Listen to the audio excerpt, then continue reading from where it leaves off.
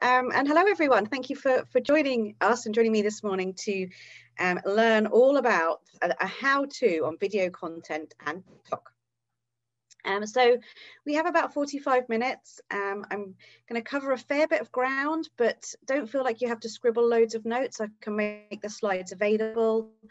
There's lots of bullet points on them for you to just kind of keep in mind, and I put some useful links at the end. So, but yeah, as I say, you don't have to scribble loads of notes. We've got a recording going and I can make the slides available. So what we're going to cover today is some home truths about video, some secrets to help you overcome any video fears. So whether that's about appearing on video or introducing it as part of your marketing strategy.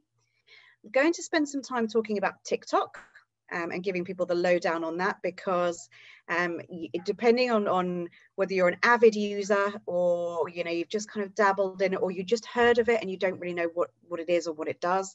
So I'll talk about TikTok, and then I'm going to leave you with 3 rules that you should remember and keep in mind when you are using video, and particularly as part of your marketing strategy. Okay, without further ado, so here are some of the home truths. Let's face it, in all honesty, not many of us enjoy being on camera. I think we've all had to get used to it slightly over the last 18 months or so, what with Zoom calls being so prevalent, but we're all a little bit self-conscious still. And, in a Zoom call, sometimes you can't help but look at yourself or look at your colleagues and think, oh no, chins, lighting and all that thing. So we're all still a little bit self-conscious. So there's an element and kind of being cruel to be kind of, you just have to kind of get over yourself and go for it. So, but you're not alone is what I'm trying to say. Few people enjoy being on camera. Another home truth, preparing content can be time consuming. But let's face it, that goes for, all marketing content. So whether you are writing a blog, whether you're writing an ebook, video content can be time consuming, but it does have longevity for you. And every time you use video content, or whether you go live, so whether that's live on LinkedIn, on YouTube, Facebook, any of the social platforms, your exposure and your reach and your interaction will increase. So people will see, even if they don't stick around for the whole time of your video, they will see that it's something that you're doing, and they will recognize you and they'll see you're active. So keep that in mind. That's why it's so prevalent now, video, in marketing strategies. Let's talk about easing into video and some secrets that you could perhaps keep in mind to build your confidence when it comes to being on screen. So if you're not too comfortable, ease yourself into using video gently. And if you're the marketing manager or marketing exec in a team and you're trying to convince your colleagues perhaps to become more the face of the business, so maybe you have an MD or CEO or a sales team, and they're really reluctant and it's kind of falling to you and you want to convince other people, these are useful tips as well. So, ease into it by just doing WhatsApp calls, Zoom calls with your friends or family, just so you become a bit more accustomed to what it's like being on screen. You can also test out live, so going live in the only me setting. This is on Facebook. So you can have a practice at you're hitting the live button, but there's an option there and you'll see it. It's hard for me to demo it for you, but you'll see it when you click go live on Facebook, where it says only me. So in essence, it's like having a dress rehearsal, which is a great way to kind of cut your teeth. And leading into that, you could go live in a Facebook group as well. So if you're a member of a group, and that could be a group that is anything from a local dog walking or litter picking group, so part of your local community, or something that's very tailored to your business. So maybe it is the industry sector that you're part of. So it could be kind of engineers or oil and pharmaceutical sector. So anything really, if you're a member of a Facebook group, people in there, they will share the same interests as you. So it's a good place to kind of cut your teeth and try going live. But as I said, the secret with easing into video, the longer you put it off and the more you don't do it, the harder it is to do. So, there's an element of kind of rip the plaster off, dive straight in and get yourself on camera. Okay. Secret number 2, you can carry on building your confidence by using stories, or you can use TikTok in private mode. I'm going to spend more time on TikTok as we go through the webinar, but most of you will probably be aware of stories. So when you're using Facebook or Instagram or even LinkedIn now, Twitter have also introduced them, but they're called fleets. So they're the little sort of circular so at the very top of your newsfeed, before you get to the main post, you'll have a little circle, and then anyone who's done a story, it will be in there. 15 seconds. So really short, snappy content, and it basically disappears after 24 hours. So you'll put your stories there. People will have a chance to have a look at them. You can delete them if you decide you're not comfortable. But essentially that content is gone after 24 hours and people have moved on. So again, it's another great way to build your confidence. And you know, stories isn't just video based, it can be picture based or text based, but it's a good way just to kind of practice. So it might be, so if you were a fitness instructor, perhaps, or an outdoor group, you might do a story that just shows, you know, spectacular sunny view. You know, we were talking about the weather just before we went live and how gorgeous it's been lately. So it's a great way of just kind of saying, look where I am, look how amazing this is today, or I'm so excited about this meeting. Or if you're getting back into having face-to-face meetings with clients, you know, do a quick story when you're outside the building. A really great way just to keep getting that confidence going. And it does build the habit of doing live video. So to get comfortable doing video, you need to keep doing it. You need to keep kind of immersing yourself in. Much like learning to drive, it's that whole being consciously competent. So it's just a muscle that you need to flex and need to build. Okay, secret number 3 when it comes to video. And when I'm talking about video, it's kind of all encompassing. So this could be a video you create on TikTok, on Instagram, one that you're recording that you will ultimately put on YouTube or might become a corporate video. There's a kind of myth around that you need to have, you know, all sorts of whizzy equipment.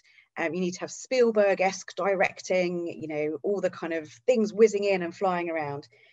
You don't have to, not when you're starting off as well. So using a smartphone is fine. Using your laptop camera, so as we are today, we're all on our laptops or computers, I'm sure. So using that is absolutely fine. One good habit to get into practice of is to wipe the camera lens. So, you know, say if you're using your phone, just give that little wipe with a cloth or even the bottom of your shirt before you use it. I would recommend, so, you know, if you're doing the really raw footage that's kind of I'm out and about, then yes, you are going to be holding your phone. But ideally, keep your hands off your phone because it makes it shaky. So find a holder of some kind. You know, you could prop your phone up, but there are some really cool things that you can buy. So I've got a couple just around me. This is got a little clippy thing that clips on the side of my desk. It's got a bendy arm like a lamp might have and a holder at the end. So I can put my phone in there, twist it as I need to, and angle it as I want to. It was barely a tenner, I think, off Amazon. So really cheap bit of kit. Lighting. So again, cheap bit of kit. And you might notice if you look really carefully when some of the celebrities are doing lives or videos, they often have what looks like a circular light in their eyes. So this helps create some natural light. Lighting is important. And it's not just a vanity thing. You can see I've got a window this side of me. If I had my laptop positioned, right, in fact, I'm going to do this live because it will really show you. If I was like this, all you would see is the light behind me and I'm really shadowy. If I can get natural light on me, that's a bit too glowy, although far away it's not too bad. So having some natural light is better. I've just got a lamp that props on my desk and helps put a bit of light on. So if I turn that off, if I can find that.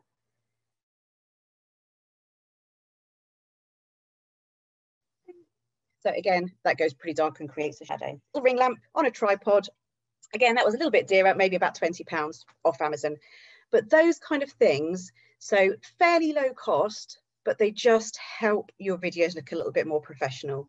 You know, of course, when it comes to lighting, we need to see you. You can't be too much in shadow.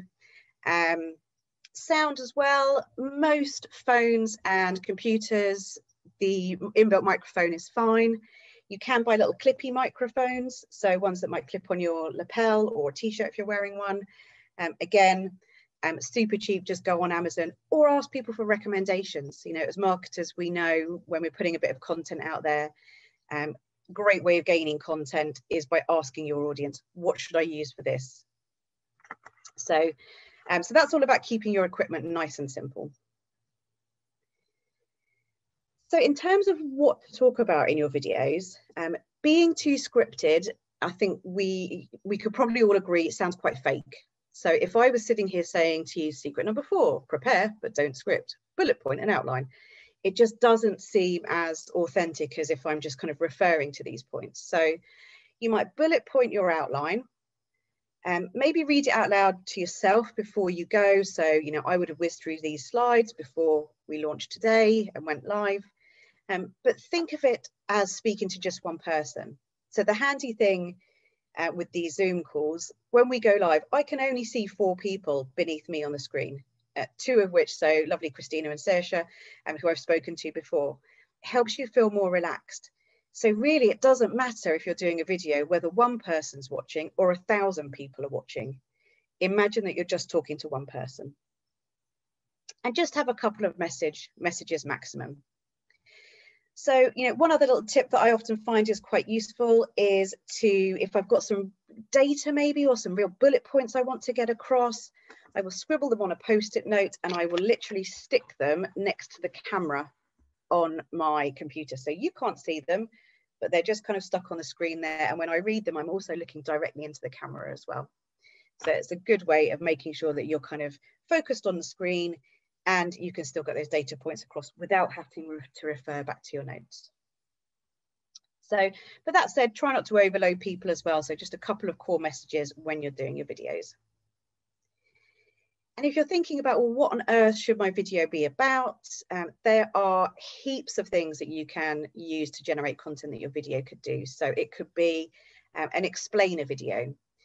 So a behind the scenes video. So for the team at Iconic, for example, you might do a video which shows walking through the door of the offices, what it's really like to work there on a day-to-day basis. And behind the scenes are a really great way for people to get to know you. From an internal recruitment point of view, that's what people want to see. It's all well and good if you have a careers page and you put a job description out. But if you've got a video on there that kind of shows that, you know, bringing to life where the person might be working, if it's back in the office, what sort of projects the team work on, it just gives more context and is far more engaging. You know, videos help build trust. You can, you know, do competitions and giveaways. And these are the last 2 are particularly leaning more towards a TikTok or maybe an Instagram Reels. So if you're doing a competition or a giveaway, again, it brings that to life, especially if you've got a product or a thing that you can show. We're giving away this designer handbag, these really cool trainers, you know, this lovely set of bath and body things, whatever it might be, you know, people can see what they are. And the last one, hashtag challenges. So these really came to the fore, I think, last year during lockdown, purely to kind of keep us all entertained and stop us going kind of stir crazy during lockdown. But a hashtag challenge might be something like, so on TikTok last year, you might have seen the Blinding Lights challenge. So it was a dance challenge. It was the song Blinding Lights by The Weeknd, and kind of group dances. Families got involved, co-workers got involved, celebrities got involved as well. So, you know, it's something that you as a business could get involved with. You could potentially try and start your own hashtag challenge. I'm a little bit kind of reticent to say that because sometimes if you try and force a hashtag challenge, it doesn't always happen. And sometimes there's absolutely no logic as to what goes viral, what gets picked up and what doesn't. But hashtag challenges are a great way for you to join in and piggyback off trending content. So, and I'll come back to that a little bit more as well shortly. So secret number 5 in terms of video content, try not to be a one-hit wonder. You know, if you schedule something regularly, a regular show, a regular meeting, people expect you to be there. It's much like sending an email newsletter. much like these webinars that we're doing with Iconic, people know typically what time they are. So I know, and I've probably done 4 or 5 over the last year, I know they're nearly always, for me, at 11 o'clock on a Thursday. So I know that they're scheduled for other times depending on the content that we're doing, but it's that regular content. So it might take a bit of your energy, particularly if you're an introvert, but even if people don't tune in every week. So a Green Umbrella, for example, we do a regular, immediately after this Thursday, we do a live lunch, always at midday on a Thursday. We go live on our Facebook page, our YouTube channel, and our managing director, Christina, on her LinkedIn profile. And there are weeks that we always kind of go, oh, I don't know what we're going to talk about this week. I'm not in the mood, but we've done it every week religiously since lockdown. And people know, they might not join us each week, but they know, oh yes, of course, I can't ring you at midday on a Thursday. So that regular content that people can almost time their watch by is a great way just to keep you, your brand in front of people's minds. So, and let people know if you're going to go live, or if you're on TikTok, or if you're, you've got a new Instagram account, whatever it might be, don't just kind of pop it there and hope for the best. If you're on other channels, if you've got an email marketing list, let people know. Ask for their support maybe. So if you're a little bit nervous, tell your friends and family, I'm going to go live. I'd really like your feedback maybe. I'd really like your support and encouragement, because that's what you want. If you've ever done in the room presentation, isn't it encouraging when you've got somebody there in the audience who's perhaps nodding along or agreeing with a point? It just kind of makes you think, oh, I'm on the right track. So let people know, ask for their encouragement, then you can build up a little bit of traction. And then number 6, really, in general, nobody wants to fail. So, okay, we might look for bloopers every now and then, but particularly with Zoom meetings, people want you to do well. If we're on screen, a lot of the time people are distracted by themselves or what's going on in the background. And let's face it, on a screen, you're really tiny. So whether people are watching you on their phone, whether they're watching you on their laptop. So for me, for example, at the moment, the main focus is on the screen share. We're almost about the size of a stamp. So don't get too het up on what you look like and how you're doing. You're this big, and people are rooting for you. We always want to see people do well. That said, if there are any errors, just embrace them and kind of go with the flow. We're still kind of in a world where we're not quite business as usual. A lot of us are still working from home. I'm in my home office today. I have a dog that likes to bark at anyone that comes to the house. I've shut him out of the office while I'm presenting to you, but invariably if I'm on a call, if the postman or delivery person comes, he will bark. So children, animals, family members, they might get involved. Just roll with it. We're all used to it, and you've probably all seen the kind of viral clips of even newsreaders as people been, kind of doing a piece to camera on the BBC from their home office. And there's a great bit where I think this guy's at home and here's, I don't know, she's maybe about 4 or 5. His daughter walks into the room really boldly, just kind of giving off this really cool, sassy energy that I think we probably all wish we have. But yeah, you just kind of have to go with it, and it's a way of embracing it. And who knows, that might even go viral in itself, with people going, yes, I totally respect them and I can sympathize with what they're going through. Okay, so those are all some tips about embracing video and building that in as part of your strategy. Let's just spend a little while talking about TikTok. How am I doing for time? Not too bad. So TikTok is a reasonably new social media channel in the scheme of things. So a couple of years old, was previously known as Musical.ly. It was a lip sync type platform. So you'd play your music and people would lip sync to it. It's kind of morphed and changed a little bit and developed as time has gone on. And at the moment, it is on track to surpass over 1 billion users. It's had more than that in downloads, but just because somebody downloads an app doesn't mean they actually use it. So it's well on track to surpass 1 billion users in 2021, so this year, which means it does have a reach that's kind of on par with Instagram. So, for those of us that use Insta as part of our just day-to-day life or marketing strategy, does that mean perhaps we should be looking at TikTok? It's regularly featuring in the top 10, top 5 of monthly download charts for apps. So it's really up there. Anyone who is kind of, engrossed in the football at the moment. So Euro 2020 happening now, obviously, because it was delayed from last year. They are one of the main sponsors. So every ad break, when it's on ITV, there's talk of TikTok. It's on the banners around the sides. So they're really going for some brand identity here. It is ideal for reaching younger audiences. And, case in point, I was watching one of the games with my youngest nephew. He's 7 years old, and he spotted the logo in the background and kind of went, "Oh, TikTok." So, I'm thinking, you're 7, how do you know about this kind of thing? So it is great for reaching a younger audience. So typically some stats for you, and these are US based rather than UK. It can be quite difficult finding some good stats for UK usage and European. But 18 to 20-year-olds in the US, 48% of them claim that they use TikTok. Whereas if you go above 30, so 30 to 49-year-old age bracket, that drops to 20%, and further down as you go up kind of the generations. So, and again, in the US, 69% of teens say they use it, with almost a third saying it's their favorite social media platform. And just chatting to people in the last week or so, and chatting before we came on air, we were saying about how addictive TikTok is.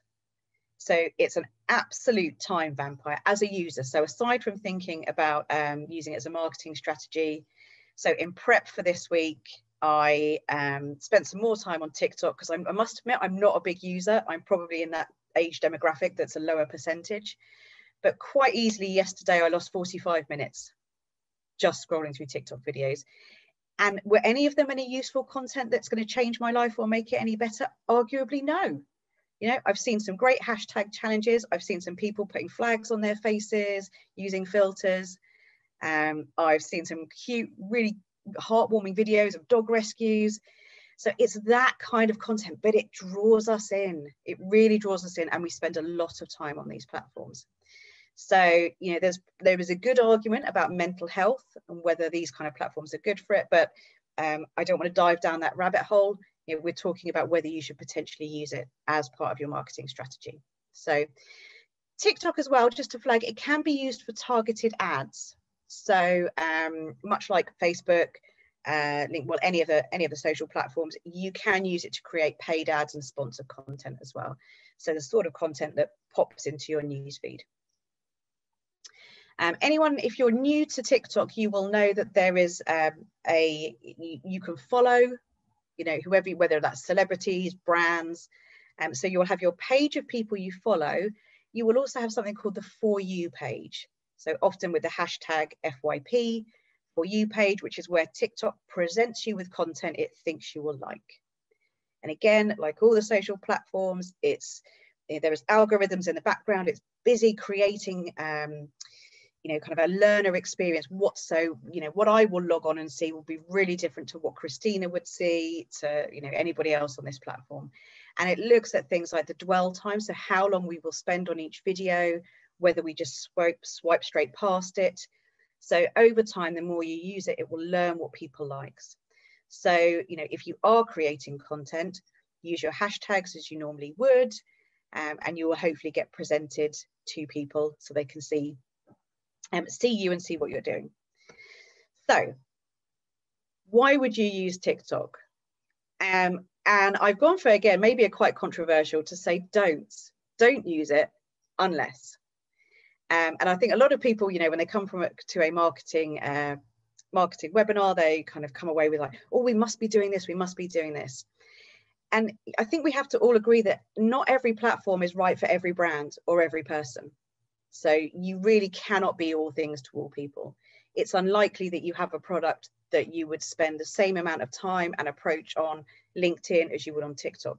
They are very polar opposites in what they do. Where you might use TikTok is if you want to reach a younger audience. It really is popular in that kind of tweens, teens, early 20s. That is the broad demographic. It's also a really great platform to create videos that you can use elsewhere. So, you may see that TikToks often appear on Facebook, they often appear on Instagram, even though Instagram has its own version of TikTok called Reels. people might create the content in TikTok and then take it elsewhere. So it is, you know, if you kind of reframe your thought and think of it as a video editing platform rather than a social platform, that's a great way to use it, because the video is done, you create it in portrait mode, you can overlay text, it creates auto captions. Yeah, and bear in mind that most videos are watched with the sound off. So as we're scrolling through, you know, the sound is off by default. We have to physically do something to turn it on. So having those pointers in there is a great way that you can create those videos, extract them and use them. So if you are seeking to be kind of celebrity influencer status, then great, go for it. You know, there are people that will make a living out of this, and there are people that have been absolute hits from it as well. So the image I've got there, you may not recognize the chap in it. It's a guy called Nathan Gray, but he kind of shot to fame earlier this year with his sea shanty, The Wellerman. So, and it went from, I think, just being on TikTok to suddenly becoming mainstream. He certainly went to the top of the charts here. And it's a real earworm as well. So it's one of those annoying songs that when it's in your head, you can't help but kind of just, it's there for the rest of the day. So, and he's gone from having, you know, hit song, big on TikTok, and you can see he's promoting a book that's out later this year as well. So it does absolutely work for some people, but give some thought to whether it's right for your brand. So I think if you, video content absolutely is key for nearly all companies and brands to help build that trust, to help engage your audience. You might not find you get the traction on TikTok unless you're targeting that kind of younger demographic, but you can absolutely create some amazing videos and fun videos as well. So, you know, some of the tricks there, you might use TikTok for, again, we've talked about hashtag challenges, but it's very kind of in the now content as well. So when you go in there and use the search function, you can see which hashtags are trending, you can see which music is trending, you know, which dance challenges are in there. So piggyback on that if you're creating that content, and use kind of what's in the moment, because it changes quite quickly. Okay, so moving on from TikTok, because I am a little bit conscious of time. So the last 3 rules I want to leave you with are: number 1, make your videos more about your audience than you. So on the whole, unless you are already, you know, in the public eye or people know who you are, put your focus on what your audience either wants to know, wants to learn about. So it's rather this is me, this is where I am, this is what I do, you know, whether that's you personally or the company. It's you know, and if you're doing an explainer video, for example, I could do a TikTok video quite easily that kind of says, this is what you need to buy to get the great lighting on videos, and I just have 3 points maybe in there. So make it an explainer, make it a how-to, but make it more about the people watching it than it is about you. Rule number 2, any of those little insecurities that you've got, so you're, well, no one's going to watch it, what if I don't look okay? There is, as I said, that element of you just kind of got to get over yourself, and you've got to tell your colleagues, if they're the ones that are being a bit kind of, oh, I don't want to be on camera, the why, the reason that you're doing this. So whether it's conveying an important, you know, community message, whether it's a, you know, and it might be a series, people just think TikTok is for entertainment, and it's perfect for that. But you could create a really quick video in there that kind of says, you know, we've had, you know, flood at the office, or there's a burst water main, so you can't come in here today. So, you know, something really informative that you can use as a video and post. So your why matters more than your insecurities. So keep that in mind. You know, whether it's we're building our business brand, we're aiming to reach X number of new prospects this year. Keep in mind the why more than those things that stop you doing it. And then rule number 3, try and be as natural and authentic and raw as you possibly can be. So being you rather than trying to be someone you're not. Yes, it's okay perhaps to, you know, if someone comes across really confident, or you like their style of how they present, you can kind of embody that feeling, but be as authentic as you possibly can, and that will come across. And I think if we go back to kind of marketing 101, what we're all aiming to do is build that know, like, and trust factor. So people get to know you, means they like you, they trust you, and ultimately they will hopefully become clients of yours.